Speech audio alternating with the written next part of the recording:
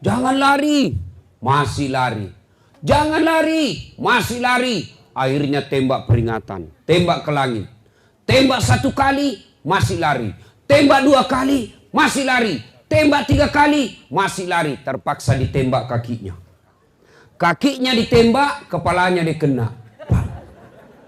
Saya tanya temanku polisi, kenapa kakinya kau tembak, kepalanya dia kena? Dia bilang waktu ditembak dia jongkok. Mati kafir. Kenapa? Dia lagi judi mati. Siapa lagi? Duda. Ada duda di sini? Oh banyak. Dilarang nikah sama anaknya. Jangan kau menikah, masih bikin malu, sudah tua masih nikah. Apa nikah-nikah lagi? Dengar ini, mereka yang suka larang bapaknya menikah yang sudah duda. Hei, dia bilang saya bisa urus pakaiannya Ustaz. Boleh kau urus pakaiannya. Saya bisa ngatur makannya. Boleh kau urus makannya. Satu yang tidak bisa kau urus. Ngerti? Nah, laki-laki itu umurnya bisa tua. Jabatannya bisa pensiun. Tapi demi Allah, laki-laki tidak pernah pensiun jenis kelaminnya. Kau larang menikah. Sementara dia suka nonton film porno. Di HP-nya selalu nonton film porno. Akhirnya pergi ke Tarantuka. Pergi ke Flores kota. Pergi ke Wakatobi. Pergi kemana? Pergi sewa perempuan. Lalu dia makan obat pil 2 biji. Kena serangan jantung. Mati di atas perut perempuan. Mati kafir kau cilaka. Siapa lagi? Contoh aja ini, contoh saja ini. Siapa? Anak muda. Lempox. Tuh minum tua. Ambil motor. Bayangkan orang mabuk setengah naik motor. Tiang listrik dikira aspal. Pok! Mati kafir kodongo.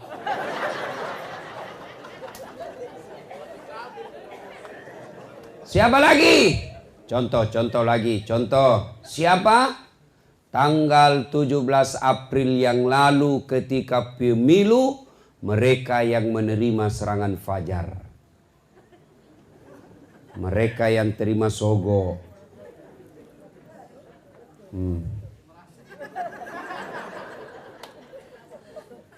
Wane piro. Nyoblos orang kasih 300.000. Yang 300.000 kau makan, maka ketika kau mati, matimu dalam keadaan kafir. Kenapa? Ada barang sogo dalam perutmu. Auzubillah min zalik ini. Siapa lagi? Pegawai negeri. Jadi pegawai nyogok. Selama kau makan gajimu sebagai pegawai negeri, selama itu kau makan uang haram. Kenapa? Kau memulai pekerjaan dengan haram, maka hasilnya pun haram. Termasuk pedagang penjual bensin.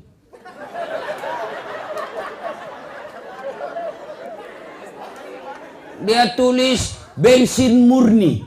Padahal dia campur minyak tanah. Begitu ditanya, kenapa kau tulis bensin murni? Apa dia bilang? Kan istriku namanya Murni. Nah itu dosa. Makan uang haram seperti itu, maka bisa membuat kita mati dalam keadaan kafir. Nauzubillah min dzalik. Wa qala idzan, Allah kemudian berfirman, Bismillahirrahmanirrahim.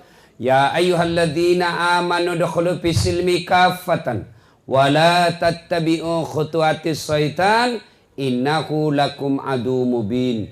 Wahai orang-orang yang beriman, masuklah engkau ke dalam Islam secara sempurna dan janganlah engkau ikuti langkah-langkah setan, karena sesungguhnya setan itu musuh yang nyata bagi kalian. Kira-kira ada enggak setan di tengah-tengah kita? Masa ada? Ada setan ibu? Ada. Setannya bukan pocong. Setannya bukan uka-uka. Tapi apa setan yang ada di tengah-tengah kita? Bentuknya handphone. Orang sudah ceramah mas. Setan itu HP-mu. Ibu-ibu yang pegang HP selama saya ceramah, saya doakan suaminya kawin lagi. Simpan dulu itu HP-mu, Bu. Simpan dulu. Orang sudah ceramah masih menggis. Setan itu mengalihkan perhatian. Simpan dulu, Bu. Simpan dulu. Malah saya pernah di Sulawesi, saya lagi ceramah, Ibu, tiba-tiba ada ibu-ibu di belakangi saya. Dia balik begini. Selfie. Baru dia tulis di Facebooknya latar belakang das atlatif. Saya nak jadikan background. Dia kira saya pot bunga. Saya turun dari panggung ini, Bu, kira-kira umurnya 55 tahun. Ngefans betul sama saya. Dia dari mulai saya datang, dia ikuti terus. Sekali saya selesai ceramah, dia bilang, Ustaz boleh cium? Heh, apa kamu cium saya? Tidak boleh, haram. Dia bilang, tidak nafsu Ustaz, cari barakah, haram. Coba kau masih muda.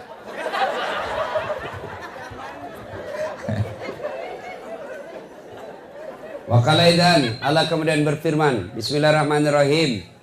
Innallaha wa malaikatahu ya ayyuhalladzina amanu sallu alaihi wa sallimu taslima. Sesungguhnya Allah dan para malaikatnya bersalawat kepada Rasulullah Muhammad sallallahu alaihi wasallam, maka wahai orang-orang yang beriman, bersalawatlah kalian kepada Rasulullah dengan sebaik-baik salawat. Masya Allah. Ayo, coba kita tes apa orang di sini hebat salawatnya. Coba kita tes ya, salawat bareng-bareng. Kita tes mana lebih kencang suaranya ibu-ibu dengan bapak-bapak. Bapak-bapak diam. Diam Pak ya, ini dengar dulu ibu-ibu. Ibu-ibu dulu, ayo jangan mau kalah sama laki-laki Bu. Yuk. Salatullah salamullah ala toha salatullah salamullah al Masya Allah. Bapak, inilah namanya suara sahdu. Bukan keras, ini namanya sahdu. Suara begini yang kasih nafsu laki-laki. Cewek, kalau di telepon kau cowokmu jangan kau kasih sahdu suaramu. Assalamualaikum, waalaikumsalam. Caleda. Di mana Dek? Di rumah aja kan. Bagaimana cowokmu ndak nafsu? Coba kau tegas. Assalamualaikum. Waalaikumsalam. Di mana Dek? Di rumah. Lagi kenapa Kak? Oh, 2 hari ndak ditelepon lagi kau. Waalaikumsalam. Ayo ibu diam. Ibu diam. Sekarang kita dengar laki-laki. Ibu diam. Mana lebih kencang? Jangan mempermalukan. Pak, jangan mempermalukan jenis kelamin ya. Ayo. Ibu diam, kita dengar ini bapak-bapak ini.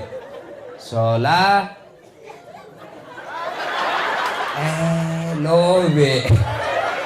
Itu mau poligami, pret. Ayo, bareng-bareng. Semua. Sholatullah, salamullah. Ala toha rasulillah salatullah salamullah ala yasin habibillah.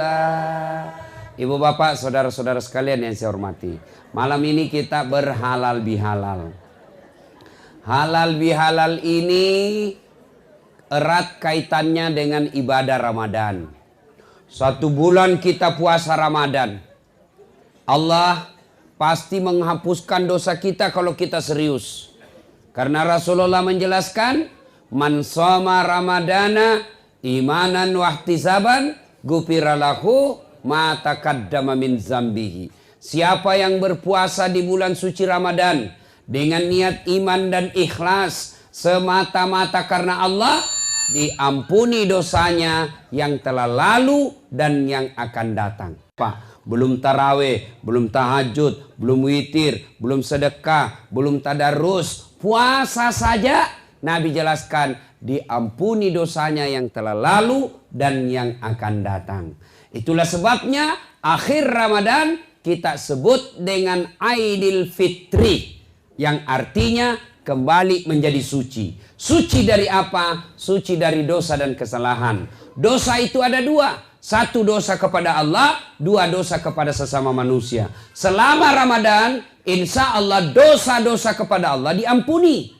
Tapi dosa kepada tetangga, dosa kepada teman, dosa kepada istri, dosa kepada suami, dosa kepada orang tua, dosa kepada tetangga belum diampuni sebelum minta maaf sama yang bersangkutan.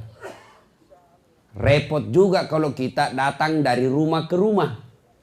Satu ini misalnya 132 kakak orang Sulawesi yang ada di sini, kita datangi satu-satu, rasanya lama dan perlu waktu. Maka kita dikasih kumpul dalam acara halal bihalal. Ini halal bihalal bahasa Arab yang hanya ada di Indonesia. Maka Bapak jangan cari halal bihalal di Madinah. Nggak ketemu. Kenapa? Halal bihalal bahasa Indonesia yang dari Arab, tapi Arab sendiri nggak tahu. Itulah hebatnya orang Indonesia. Bukan cuma ranking 1 korupsi, ranking 1 juga bikin acara. Ini halal bihalal. Apa makna terpenting dari halal bihalal? Adalah merekatkan ukhuwah. Ukhuwah itu bahasa Arab. Apa arti ukhuwah? Persaudaraan. Tidak ada gunanya halal bihalal seperti ini mendatangkan ustadz dari Sulawesi Selatan yang memang kata Pak Ketua tadi, saya tidak bercanda itu Pak. Seandainya saya tahu begini sampainya susah begitu, tidak datang saya ke sini Pak. Benar, saya cari alasan bagaimana supaya saya tidak tiba. Baru saya landing, apa ini? Saya kira sudah sampai, ternyata dia bilang, baru kita naik mobil dulu Stas, 4 jam. Sudah itu baru kita naik perahu lagi. Saya kira sudah sampai, setelah nyebrang perahu naik mobil lagi. Kemudian la haula wala quwata illa billah. Hebat memang ini orang Sulawesi, dia dapat juga pulau kecil begini. Ini saya kemana-mana ceramah Pak, ketemu orang Bugis. Saya pergi ke pelosoknya Kalimantan Timur, namanya Biduk-Biduk, banyak orang Bugis. Saya pergi pelosok Sumatera, namanya Pulau Kijang, kecil itu pulau. Jambi kita naik perahu 9 jam, ketemu orang Bugis. Saya pergi ke Selayar, pesisir Sulawesi Selatan, pulau terpencil, banyak orang Bugis. Begitu saya masuk ke Sabah, Sarawak, Malaysia, Keke, Kinabalu, saya khotbah, dia bilang, Ustaz, bahasa Bugis ke Ustaz, capek sudah kita diceramai orang Melayu. Saya pergi ke Singapura, ada juga di situ namanya Bugis Street, Jalan Bugis. Begitu saya masuk penjara, banyak juga orang Bugis. Jago ini orang Bugis Pak, di mana-mana saya ketemu. Ada orang Bugis di sini? Masya Allah. Nah ibu bapak saudara-saudara sekalian, tidak ada makna ini halal bihalal kalau kita tetap musuh sama tetangga. Alhamdulillah saya dapat informasi dari ketua KKS bahwa yang hadir di tempat ini bukan cuma orang Sulawesi, tapi juga orang penduduk lokal. Bukan cuma penduduk lokal, tapi non muslim pun ada di tempat ini. Inilah maknanya halal bihalal. Jangan cuma datang halal bihalal, cari konsumsi. Ibu-ibu Columbus, Kolombo ibu-ibu pembungkus. Sudah dikasih sate, dia bilang belum. Ini kelompok Columbus, kelompok ibu-ibu pembungkus, Pak Doko. Ayo. Kita bicara halal bihalal. Pertama yang perlu kita tahu, halal bihalal ini tujuannya merekatkan persaudaraan. Kenapa orang putus persaudaraan? Ini dulu harus ditahu. Kenapa pecah persaudaraan? Ya? Sebab pecahnya persaudaraan itu ada beberapa hal. Satu, karena kepentingan kekuasaan. Coba lihat, berapa banyak kabupaten kota yang kita lihat, bahkan provinsi yang kita lihat, belum beberapa hari sudah dilantik, Bahkan ada saya lihat belum dilantik, bupati sama wakil bupatinya sudah baku musuh. Kenapa? Karena kekuasaan bupati dan wakil bupati yang tidak baku cocok aturnya. Kalau kita masyarakat apa yang menyebabkan kita bermusuhan gara-gara kekuasaan? Pilkada dan pemilu pilcaleg. Beda pilihan boleh. Tapi jangan gara-gara beda pilihan kau bertengkar sama tetanggamu. Sekarang saya heran lihat orang kita. Gara-gara pilpres, Prabowo Jokowi berbeda. Dia bertetangga baku musuh. Nah kasih kau gajinya dong. Oh. Beleng-beleng. Orang mau jadi presiden dia baku tetangga bertengkar. Memangnya kalau terbakar rumahmu datang Jokowi sama Prabowo bantu kok. Hoi. Kalau kau meninggal siapa yang datang usung jenazahmu? Siapa? Sandiaga? Maruf Amin?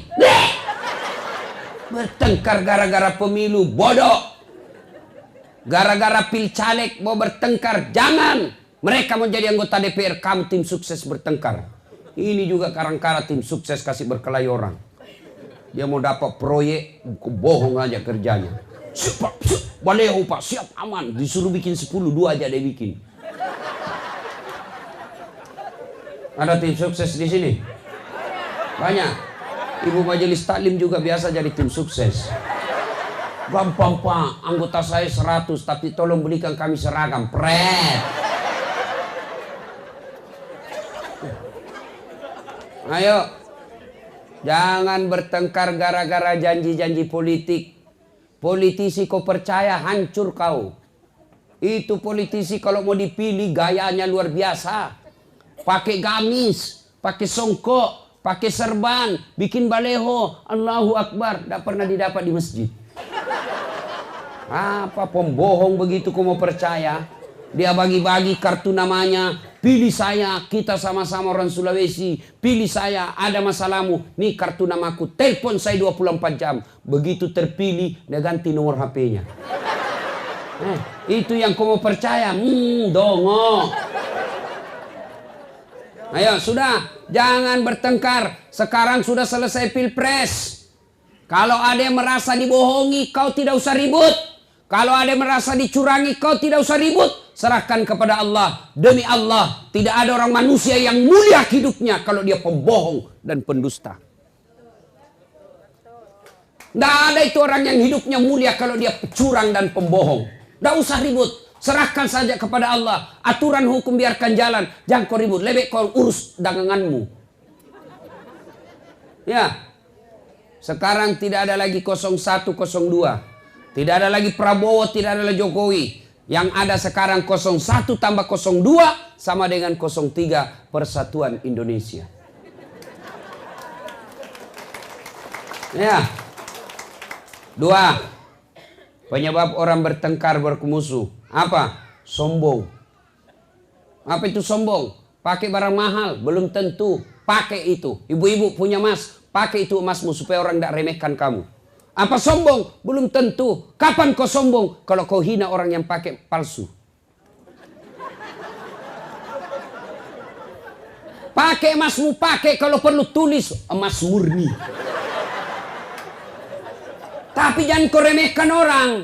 Nih bapak-bapak kalau mau pakai ini emas pakai. Mau pakai Rolex pakai. Mau pakai Rado pakai. Mau pakai baju krokodil pakai. Tahu krokodil? Cabuaya. Sekarang tidak ada lagi di sini pakai cabuaya karena dia sudah jadi buaya darat.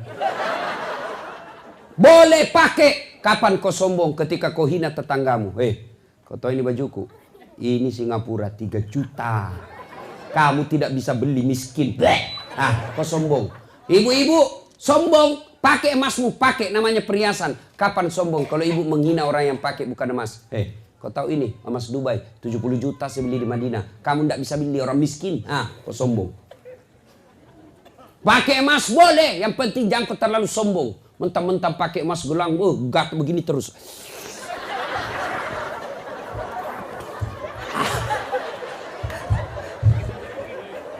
Ayo. Lah, lalu apa yang menyebabkan orang sombong? Satu, sebab orang sombong itu biasanya bertambahnya ilmu, kata Nabi. Ya, di sini bisa jadi sombong anak sarjana yang tinggi sekolahnya, pulang kampung sombong, dia lihat tetangganya ndak ada sekolahnya, dia sombong gara-gara ilmu. Jangan. Ada juga orang sombong gara-gara ustadz, banyak ilmunya sombong. Adakah ustadz yang sombong? Banyak. Mana ustadz yang sombong? Yang baru belajar agama 6 bulan, itu pun melalui YouTube semua salah. Ada sekarang itu anak muda belajar agama melalui YouTube 3 bulan, habis kuotanya. Semua salah. Halal bihalal tidak ada sama Nabi, itu bid'ah. Isra Mi'raj tidak ada sama Nabi, bid'ah. Maulid bid'ah, taksiyah bid'ah, doa bersama bid'ah, jabat tangan selesai sholat bid'ah. Kenapa? Tidak ada pada zaman Nabi. Kalau begitu alasanmu tidak ada sama Nabi, tolong juga kau jangan pakai lampu listrik. Kenapa? Tidak ada pada zaman Nabi. Tolong kau ceramah, jangan kau pakai mic. Kenapa? Tidak ada pada zaman Nabi. Tidak boleh ada pada zaman Nabi. Semua dianggap salah, bos. Hanya dia mau benar. Semua masuk neraka. Ceramahnya aja bikin takut-takut. 140 kesalahan orang yang sholat. Banyaknya. Rukunnya saja cuma 13. Hanya dia mau masuk surga. Memangnya nenekmu kau punya surga? Kayak dia saja panitia hari kiamat. Ada itu yang begitu. Ya, jangan kau gampangkan orang bid'ah. Kan alasannya itu disebut bid'ah, Ibu. Itu namanya bid'ah tidak ada pada zaman Nabi. Kan ada tidak ada pada zaman Nabi, kita lakukan sekarang karena memang sudah zamannya. Ya, jangan sombong gara-gara ilmu. Marah Allah deh kasih pikun. Ada orang Pak, banyak sekali gelarnya. Banyak betul gelarnya. Begitu dia mau pensiun mulai pikun. Diprotes sama istrinya. Pak, biasanya kalau kau mau mengajar, kau cium-cium jidatku. Ini sudah hampir 2 minggu tidak pernah lagi kau cium saya. Dalam hati suaminya, astagfirullah. Berarti siapa kau cium selama ini? Ternyata pembantunya dicium.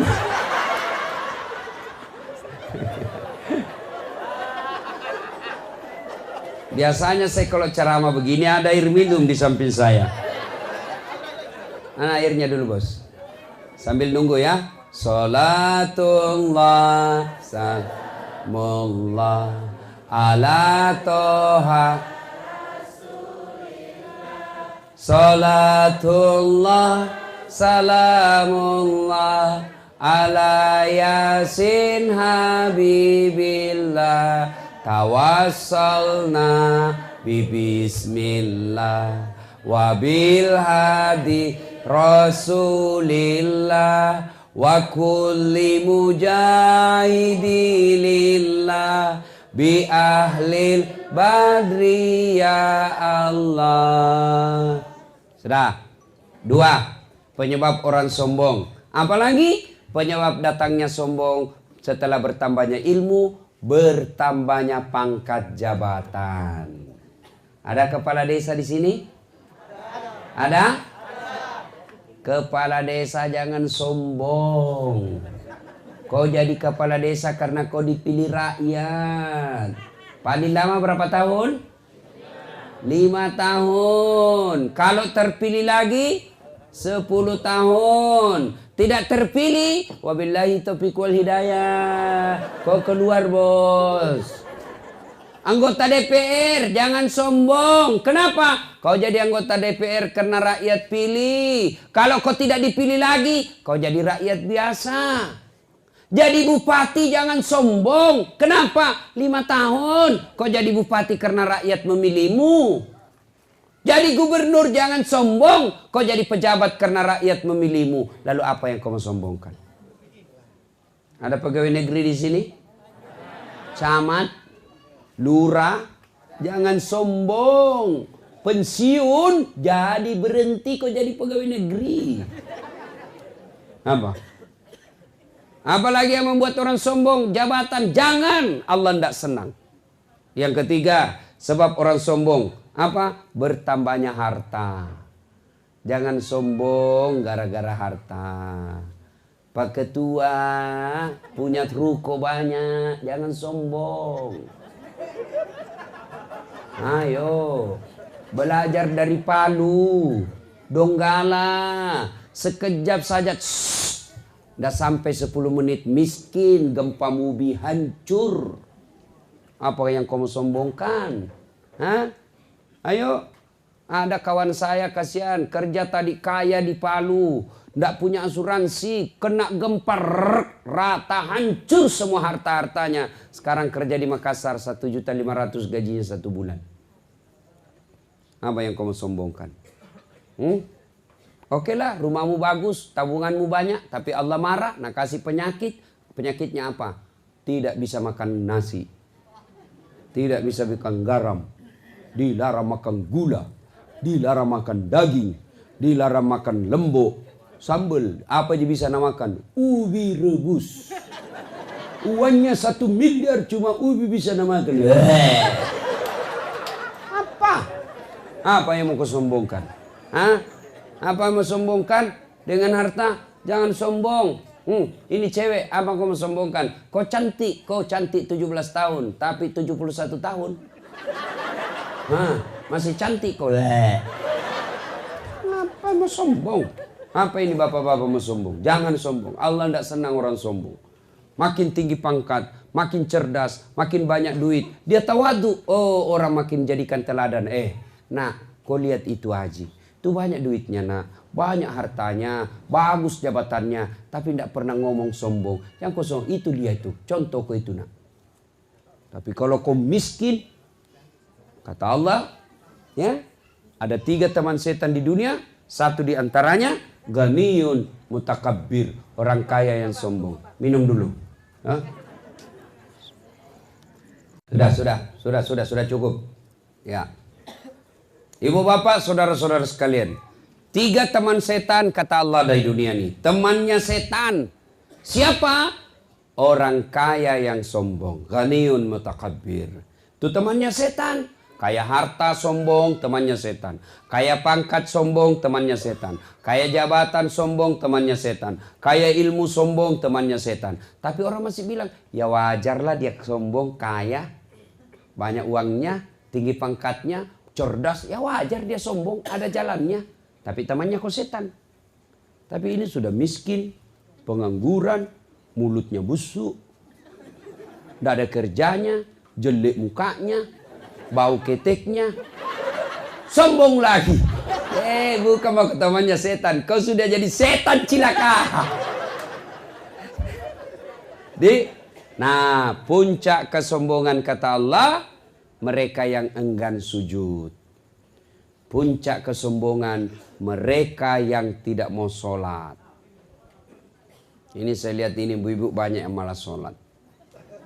Muka-mukanya saya lihat ini. Kapan ibu-ibu banyak tidak sholat? Selesai haid. Dia bilang suaminya, biasanya kau cuma 5 hari haid. Ini kau sudah 7 hari belum sholat. Orang belum bersih. Dia bilang suaminya, kau bohong toh? Apa bohong? Saya kasih lihat kok. Apa kamu kasih lihat? Ketawa baru dirinya nak kena ini semua ini. Ini. Apalagi perempuan banyak ndak sholat. Kalau ada pengantin, gara-gara make up, mukanya dikira tembok, coklat, biru, abu-abu, keren. Itu semua serba palsu. Bulu matanya panjang palsu, alisnya tebal palsu, bibirnya merah palsu, pipinya biru palsu, pantatnya gabus. Semua palsu. Apalagi ibu-ibu banyak dah sholat gara-gara pesta. Apa? Nih, jilbab. Jilbab sakaratil maut. 3 lapis, ada kuning, ada biru, abu-abu. Nah, kasih miring lagi sedikit di sini. Tuh ada yang miring-miring toh. Yang miring-miring barangkali miring otaknya. Ya. 14 pentulnya. Ada kayak pohon di belakangnya. Udah ikatlah di lehernya. Akhirnya dia bisa goyang lehernya begini. Dia pakai lagi roknya sempit. Dia bilang saya buru-buru kok. Tunggu dulu Pak. Beleng-beleng. Dia bilang semuanya, pi kau sholat. Kau tiap tahun pi umrah, pi sholat. Apa dia bilang istri? Sadar kok Pak. Sadar, saya suruh kau sholat. Pi kau sholat. Dia bilang, kau tidak lihat ini jilbabku. Gara-gara sholat jilbab tidak sholat. Ini semua ini. Ya. Kalau bapak-bapak tidak sholat kapan? Kalau dia pergi melaut. Apa dilarang sholat di tengah laut? Tidak ada. Apa dibenarkan boleh tidak sholat ketika melaut? Harus tetap sholat. Gimana kita mau sholat Ustaz? Kita tidak lihat apa? Kita tidak tahu arah kiblat Ustaz. Kita di tengah laut. Kau lihat matahari di mana terbenam. Kalau di sana terbenam ya sudah kau menghadap ke sana. Berdiri. Kalau kau perahu kecil duduk saja. Kalau mampu kau berdiri, berdiri. Sudah itu kau harap sana. Tiba-tiba perahu goyang. Kau tidak usah goyang-goyang.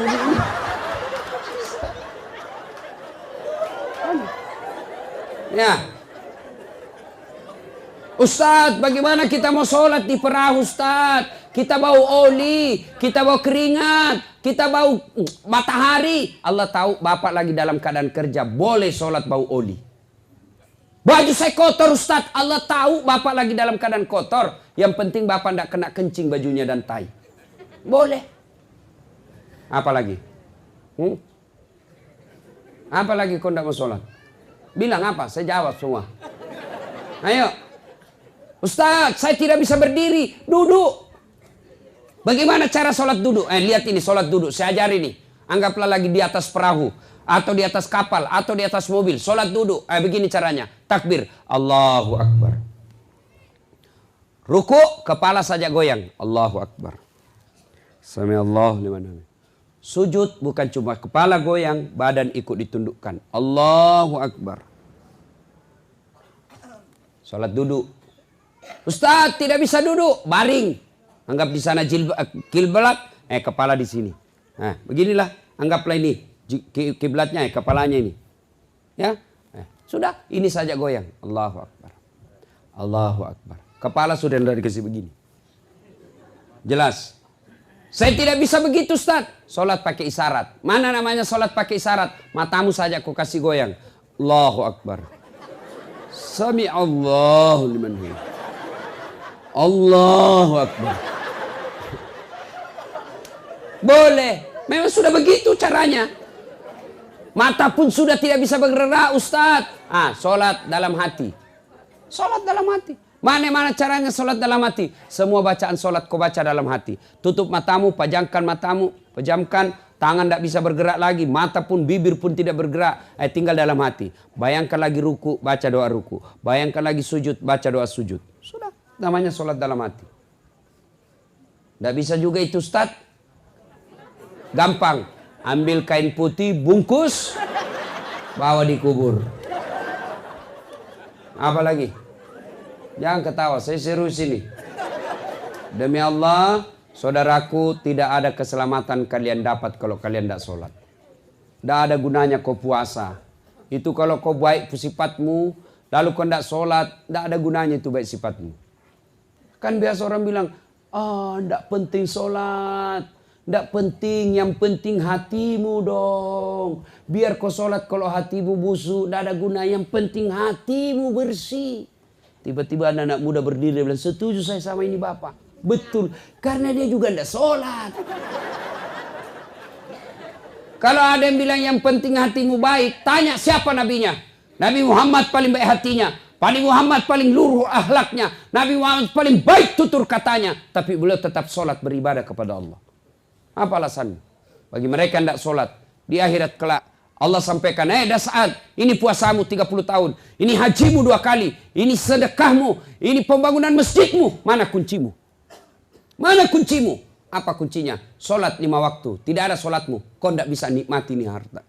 Kau tidak bisa nikmati ini semua amal-amalmu. Kenapa? Tidak ada kuncimu. Maka demi Allah, mereka yang muslim merasa dirinya muslim. Tapi tidak sholat, kalian kafir di hadapan Allah. Bahkan Nabi jelaskan, batas antara kekafiran dan tidak kafirmu adalah solat. Ketika kau tidak solat, kau kafir di hadapan Allah. Tidak ada agamamu mereka yang tidak solat. Kristen jelas agamanya, Hindu jelas agamanya, Buddha jelas agamanya, Yahudi jelas agamanya. Islam tidak solat, tidak jelas agamamu, kata Nabi. Maka kalau kau tidak solat, tidak ada gunamu meskipun kau puasa tiap tahun. Ini intinya ceramahku. Tidak ada gunanya kau semua baik sifatmu sama orang kalau kau tidak solat. Apa susahnya solat?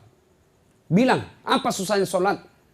Kau dalam keadaan bersafir, jalan kau dari sini ke Tarantuka, 800 km, boleh kau sholat di atas mobil. Boleh sholat dalam mobil. Di atas perahu, kau sholat di atas perahu. Saya tidak bisa wudhu, tayamum. Tidak ada susahnya itu sholat. Tidak ada. Kalau bapak tidak puasa, 3 tahun berturut-turut, taubat besok. 3 tahun puasamu yang lepas, kau bayar setelah kau taubat, tidak ada dosamu. Bapak tidak bayar zakat 4 tahun berturut-turut, sadar bayar zakatmu yang 4 tahun kau tinggalkan, tidak ada dosamu. Tapi kalau bapak tidak sholat tadi subuh, bagaimana caramu bayar? Bagaimana caramu bayar yang tidak sholat subuh tadi? Tidak ada cara balasnya kecuali kau tinggal suksaan neraka. Tidak bisa kau bayar sholatmu kalau sudah lepas. Gimana caranya? Saya sholat subuh, Ustaz. Kapan kau mau sholat subuh? Besok, Ustaz. Ya besok, saya buntu besok. Saya sholat 2 kali, lebih salah lagi. Makanya ketika kau tidak sholat, tidak ada nilaimu di hadapan Allah. Saya merantau, Ustaz. Sudah 30 tahun merantau dari Bima. Sampai sini tidak bisa hidup sukses. Sholatmu yang bermasalah. Saya sholat, Ustaz. Betul kau sholat, tapi kau tidak ikhlas. Hayya 'alas shalah, asar lagi. Barusan duhur, kau tidak ikhlas.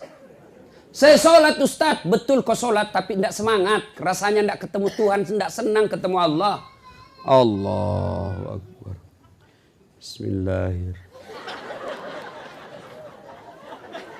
Maliki yaumiddin.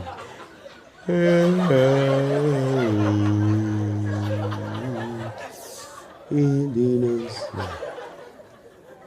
mustaqim siratal an'amta 'alaihim ghairil.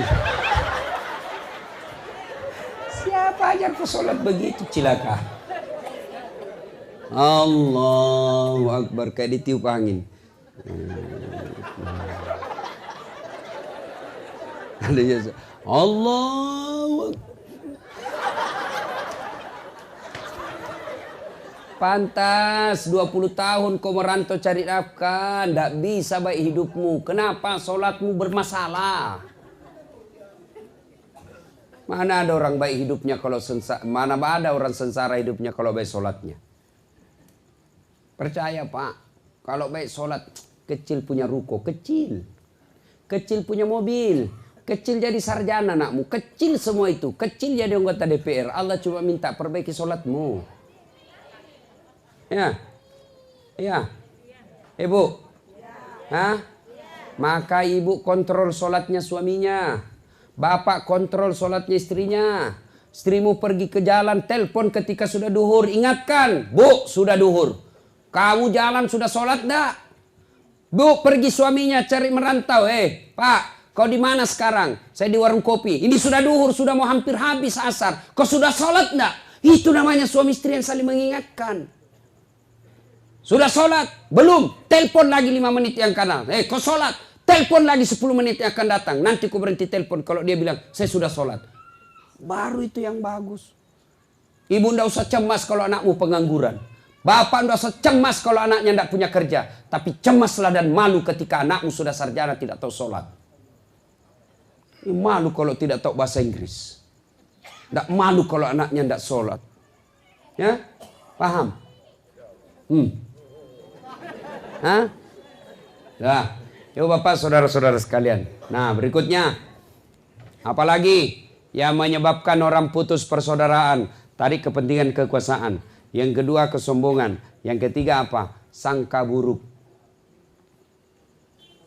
Ditelepon tidak dijawab. Mentang-mentang. Mulai sangka buruk. Ibu telepon suaminya tidak dijawab. Sangka baik. Oh, suamiku lagi sholat duha. Tenang. Telepon lagi jam 9. Tidak dijawab. Oh, barangkali suamiku lagi ngaji. Tenang perasaanmu. Jangan telepon. Pasti ada lagi ceweknya situ. Kau tidak bakal tenang itu. Demi Allah, tidak ada orang tenang kalau sangka buruk terus di otaknya. Tiba-tiba dapat WhatsApp. Saya lihat suamimu bonceng cewek cantiknya. Oh, berarti suamiku lagi ngojek. Enak perasaan. Ya, sangka baik. Jangan kau jadikan suamimu tahanan kota. Wajib lapor 24 jam. Baru keluar 1 jam menelpon. Di mana kau, Pak? Di mana kau? Di kantor. Bohong. Mana kau? Di kantor. Bohong. Tolong foto baru kirim. Ya. Ada bapak-bapak dikasih gitu istrinya? Ada di sini bapak-bapak? Ada di sini takut sama istrinya? Ada? Berhenti kau jadi laki-laki. Apa mau takut sama istrimu? Tidak ada harga diri itu. Aku bilang sama istriku, boleh kalau duit habis-habis itu rezekimu, tapi jangan kamu kasih takut-takut saya. Nelpon di mana kau? Video call. Setengah mati kita, baru 1 jam mencari kita. Sampai di rumah dia ngomel kerjanya. Apa enaknya kita jadi laki-laki? Jangan takut sama istri, Pak, ya. Dia bilang soalnya kalau dia marah Ustadz, dia kasih pecah piring Ustadz. Kalau dia kasih pecah piring, Pak, 1 kasih pecah kau 1 lusin. Piring boleh dibeli. Harga diri sebagai suami tidak boleh diinjak-injak. Allahu Akbar.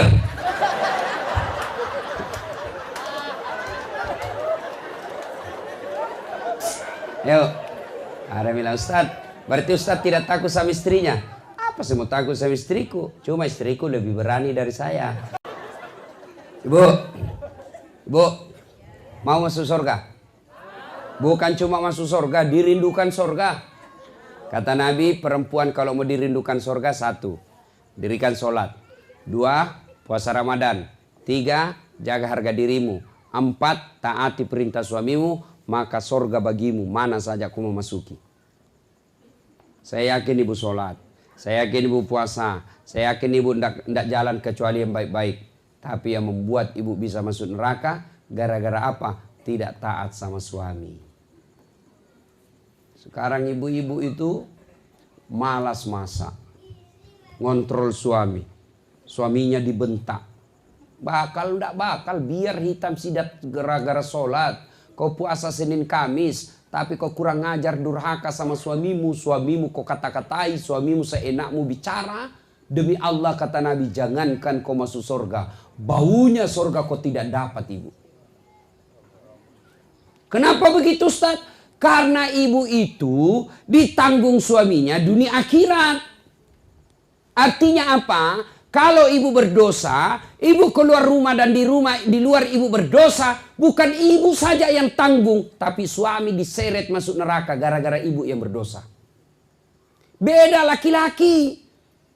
Suaminya ulama, suaminya penceramah, suaminya penghafal Quran, rajin sholat tahajud, tapi istrinya tidak pakai jilbab, istrinya tidak sholat, istrinya tidak puasa Ramadan, istrinya suka bertengkar sama tetangganya, meskipun suaminya ketua majelis ulama, suaminya masuk neraka lebih dulu baru istrinya. Makanya jangan suka ngomong.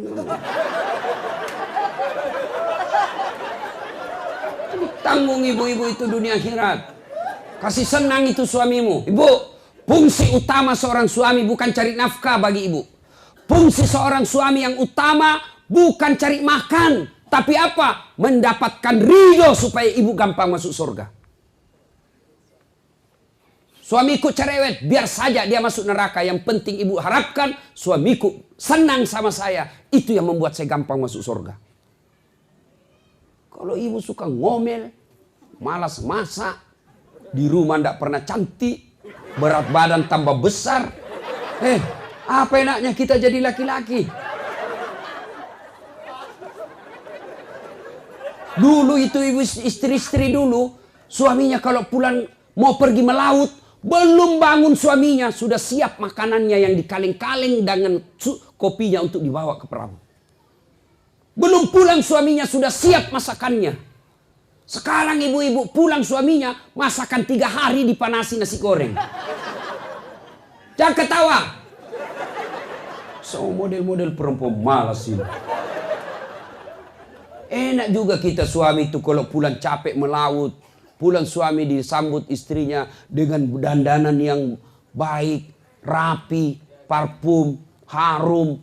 Disambut dengan senyum. Assalamualaikum kakandaku, Arjunaku.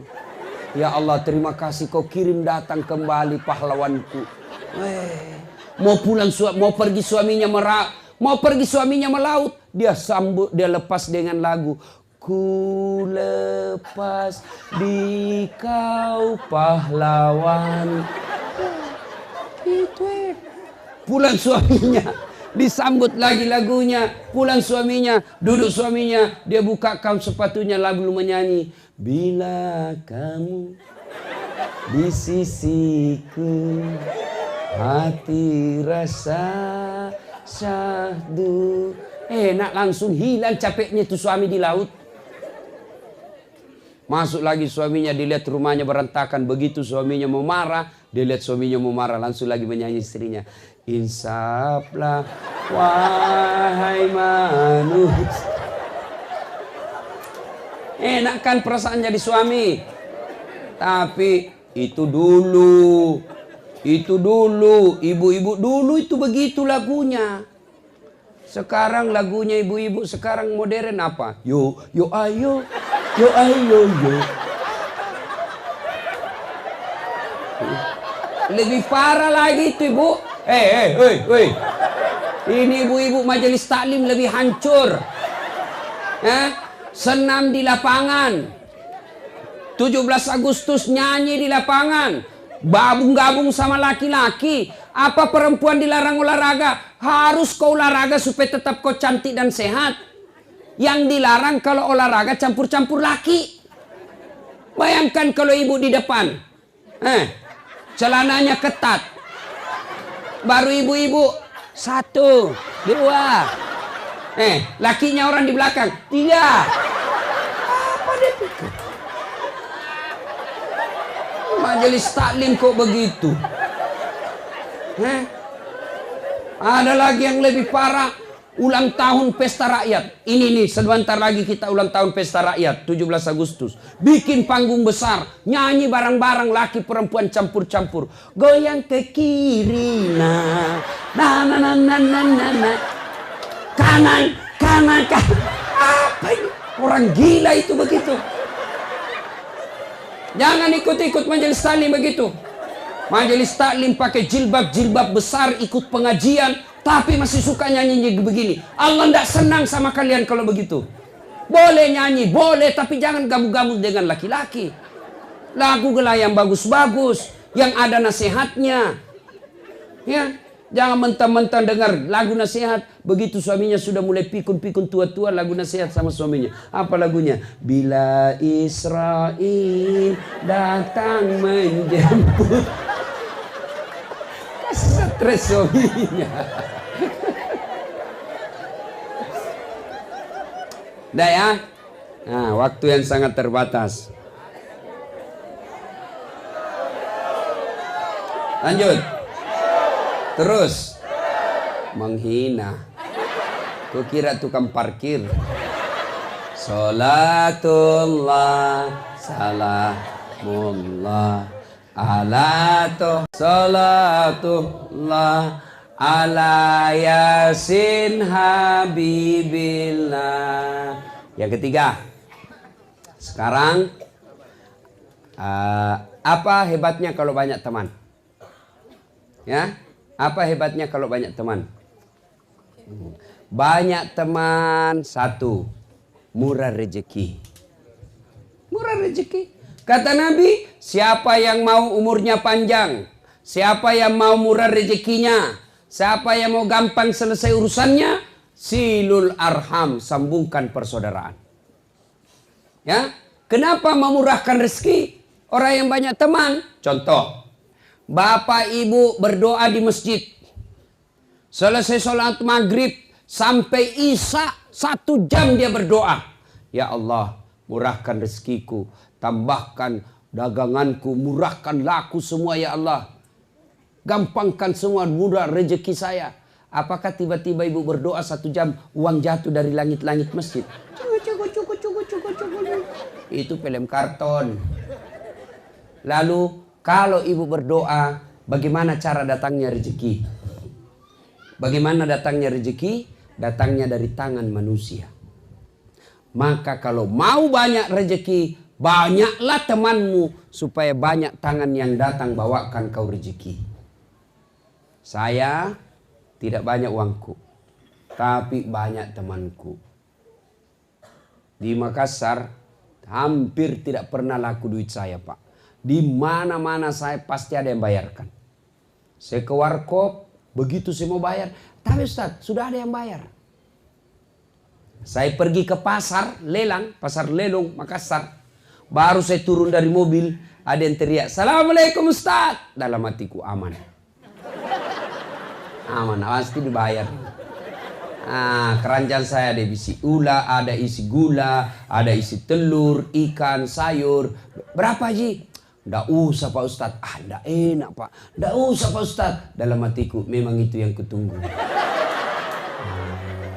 Banyak teman, banyak rezeki. Iya kan? Coba lihat orang yang banyak temannya. Selalu itu, berapa? Sebenarnya sama tetangga ini 10.000 Pak. Tapi sudahlah Bapak bayar modal saja 9.000. Tuh, banyak mudah, banyak rezeki.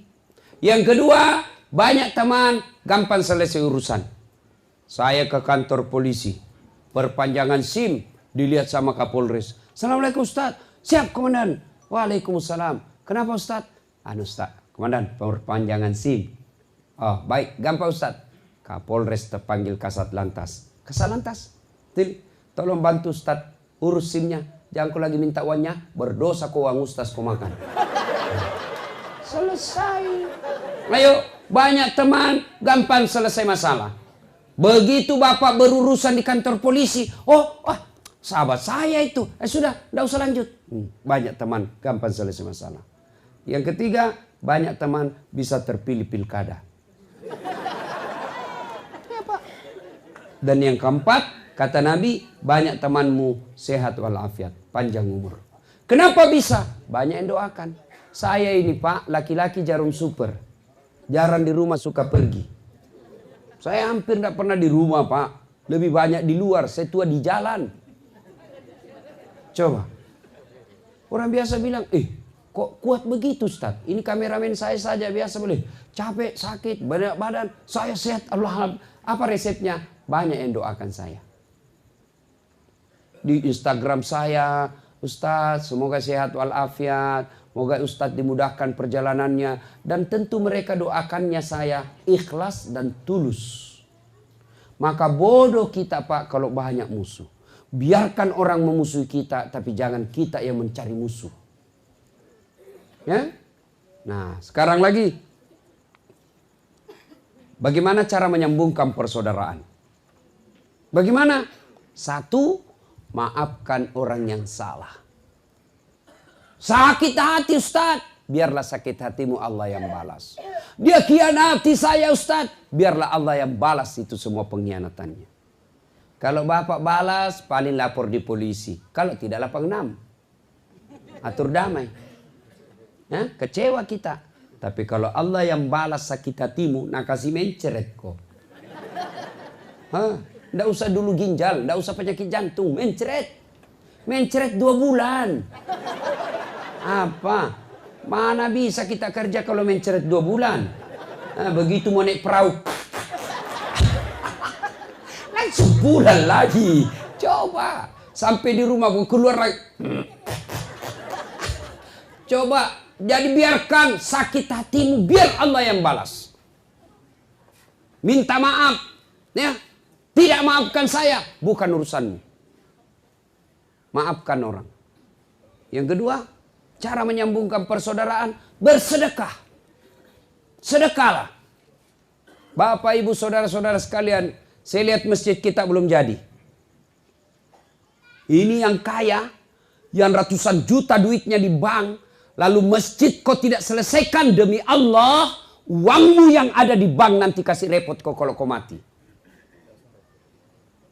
Jangan pelit. Tidak ada orang miskin kalau dia rajin sedekah. Mana ada orang kita lihat bangkrut gara-gara sedekah? Ustaz, itu di kampung saya yang sudut. Dulu rumahnya itu yang itu sudut warna coklat. Kaya sekali dulu itu Ustaz. Hanya karena rajin sedekah dia bangkrut. Tidak ada itu orang bangkrut gara-gara sedekah. Yang bangkrut gara-gara apa? Maksiat. Judi, narkoba, selingkuh. Bukan poligami. Poligami halal. Jangan takut poligami, Pak. Yang penting Bapak mampu dan berani. Dia bilang istri, mengajar salah lagi Ustadz di atas. Ibu, mau gampang masuk surga? Mau? Suruh suami kawin lagi. Dia bilang banyak jalan menuju surga. Memang banyak tapi macet. Ini jalur tol. Dia bilang sakit hati Ustadz. Ya memang sakit hati karena hadiahnya surga. Kalau tidak sakit hati ya kipas angin saja hadiahmu. Gimana suamimu tidak nikah lagi kalau kau tidak pernah cantik? Kita pulang daster tinggi sebelah. Kelihatan tadi BH. Mau tidur bedaknya di sini tebalnya. Dia kasih timun matanya. Tidur sambil mengorok.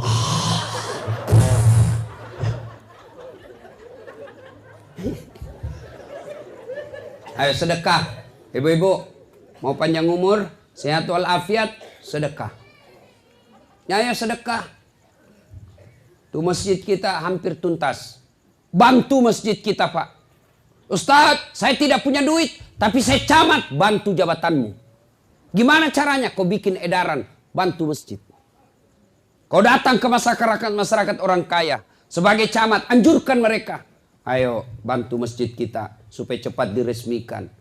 Karena biasa kalau camat yang anjurkan beda dengan kalau biasa orang rakyat biasa yang anjurkan. Saya bukan camat Ustadz, tapi saya orang kaya. Bantu masjid dengan kayaanmu. Saya sumbang semen, saya sumbang tegelnya, saya perbaiki mic-nya. Sumbang itu semua.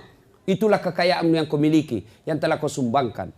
Harta yang ada di rumahmu belum tentu kau punya. Mati mendadak anakmu yang punya. Kalau anakmu baik, kalau anakmu anak salah.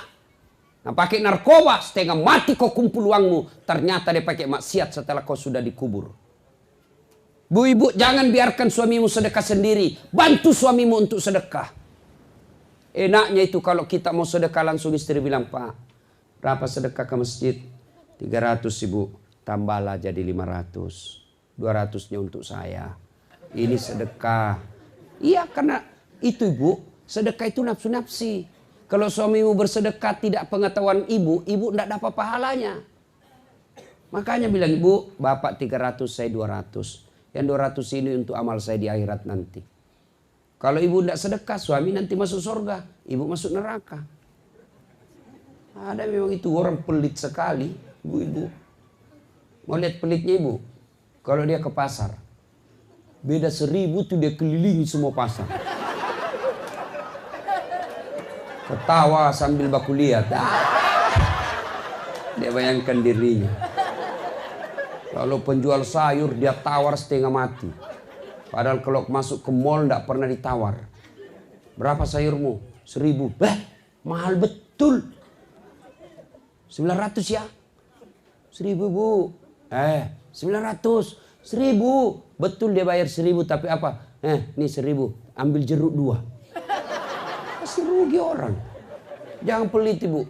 Hei bu. Oi. Bu. Rumah bagus. Tempat tidur bagus. Tabungan banyak. Tapi pelit. Tiba-tiba kena serangan jantung. Mati mendadak. Siapa yang nikmati tabunganmu? Siapa? Istri kedua.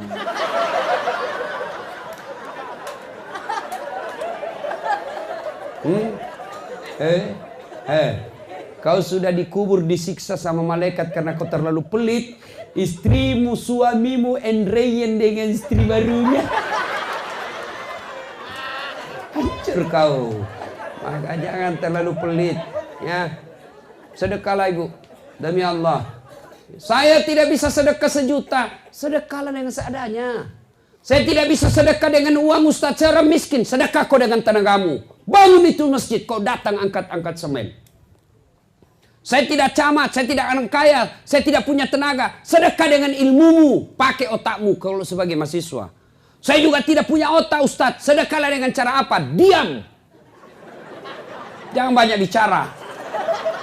Ada juga tidak pernah datang di masjid, tidak pernah nyumbang, tidak pernah gotong royong. Diam saja kau pelit. Ya, sedekah. Bantu tetangga. Demi Allah, tidak ada orang bangkrut gara-gara sedekah. Ustadz, kenapa saya miskin? Susah pergi umroh. Karena kau pelit. Selalu berpikir kalau saya belanja ini nanti apa besok, nanti besok apa. Jangan putus asa. Allah punya rezeki. Allah yang ngatur itu rezeki manusia. Kenapa kita miskin? Karena selalu nolak sedekah. Kalau saya sedekah ini, apa saya makan besok? Kalau saya bantu ini, apa saya lusa? Allah marah kalau kau tidak percaya. Rezekimu lusa ada yang Allah yang ngatur. Keluarkan hari ini. Soal besok Allah yang tahu punya urusan. Kenapa kita tidak bisa lepas dari kontrakan? Karena ibu pelit. Bawa ke masjid sedekah dengan niat. Ya Allah, sedekahku ini agar rezekiku lebih banyak. Coba lakukan itu. Percaya mulai besok. Telepon saya Ustadz pembohong kalau rezekimu tidak nambah. Yang penting kau sedekah. Tapi kalau tidak mau keluar, Allah berpikir ini tidak yakin sekali saya kaya. Sudah kasih miskin aja itu orang. Ana inda sonni abdi bi. Saya tergantung sangkanya hambaku. Kalau dia sangka kaya, saya kasih kaya. Kalau dia sangka miskin, miskin kalian. Nah ibu bapak saudara-saudara sekalian. Berikutnya, yang ketiga. Cara menyambungkan persaudaraan. Berbuat baik kepada orang jahat. Berbuat baik, mukhlisin namanya. Bapak disakiti, jangan dendam, jangan balas. Tapi balas dengan apa? Doakan mudah-mudahan dia dapat hidayah. Masih ingat kisahnya? Rasulullah di Taif dilempari satu kampung sampai robek bibir beliau. Datang malaikat Jibril menawarkan bantuan. Ya Muhammad, sudah keterlaluan ini orang Taif. Kau berdoa kepada Allah. Saya diperintah Allah, kau berdoa saja, saya hancurkan mereka satu kampung. Apa kata Nabi? Ya Jibril, jangan. Mereka melempari saya karena mereka tidak tahu saya membawa manfaat buat kalian. Kalau Allah ingin mendengarkan doaku, maka saya berdoa, ya Allah, berikan mereka hidayah, mereka petunjuk supaya mereka beriman kepada aku. Diberi hidayah. Begitu memaafkan orang yang salah. Jangan malah pidato, selama ini saya diam. Selama ini saya tidak melawan. Sekarang saya dari Solo, saya lawan. Bukan begitu pemimpin. Jangan ketawa, saya serius. Ya, Bapak Ibu saudara-saudara sekalian, ini yang disebut innallaha yuhibbul mukhlisin. Allah mencintai orang yang memaafkan sesamanya muslim, bukan cuma saja memaafkan, tapi dia juga berbuat baik kepada orang yang menyakitinya. Itu yang disebut mukhlisin. Ini gampang diucapkan tapi sangat sulit diamalkan. Karena hadiahnya surga. Yang keempat, cara menyambungkan persaudaraan. Datangi kawan kita. Tidak sekedar hanya kita bikin WhatsApp, foto, baru kita kirimkan. Selamat Hari Raya Idul Fitri. Mohon maaf lahir dan batin. Saya sadar banyak sekali dosaku kepadamu. Maaf ya. Caranya apa? Jabat tangannya. Pandang matanya. Senyum. Selawat kepada Nabi yang keempat. Lalu yang paling penting sebut judulnya dosa.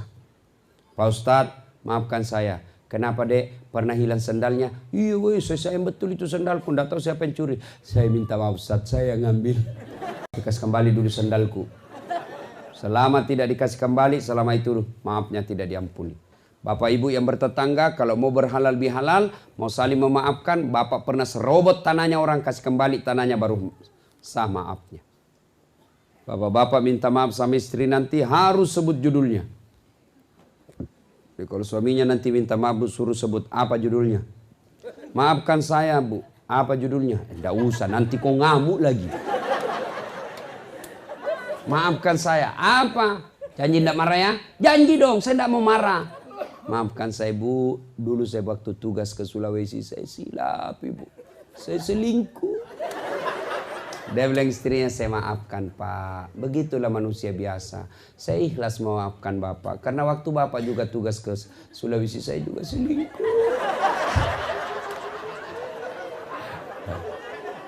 Nah ibu bapak saudara-saudara sekalian, makna terpenting dari halal bihalal ini adalah wa'tasimu bihablillahi jami'a wa la tafarraqu. Berpegang teguhlah engkau kepada tali persaudaraan agama Allah dan janganlah engkau bercerai-berai.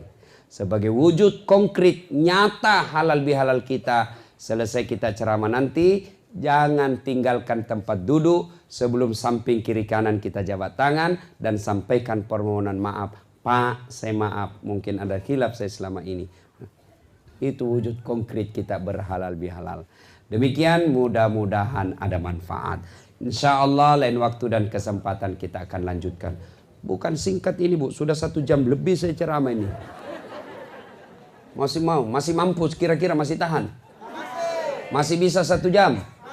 Betul? Saya yang tidak bisa. Insya Allah mudah-mudahan lain waktu dan kesempatan.